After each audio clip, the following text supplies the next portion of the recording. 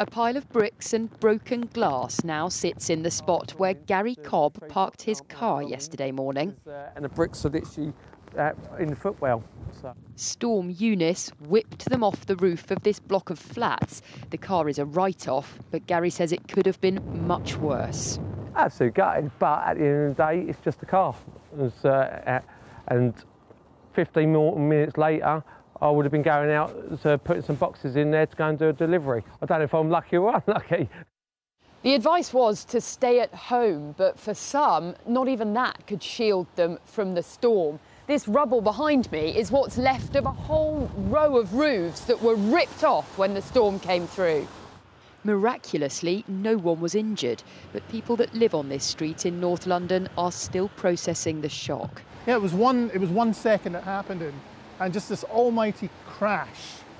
And, you know, like, people were kind of running across the street because it was literally, you know, like an avalanche. Engineers have spent the day trying to reconnect the nearly 200,000 people who've been without power, mostly in southern England and South Wales. And the conditions that we're seeing are treacherous out there. It's been very difficult for us to actually get out to some of the remoter locations. We've got thousands of engineers that are working round the clock but really being hampered by the severe weather conditions that we're experiencing. Railway passengers have also had a day of disruption.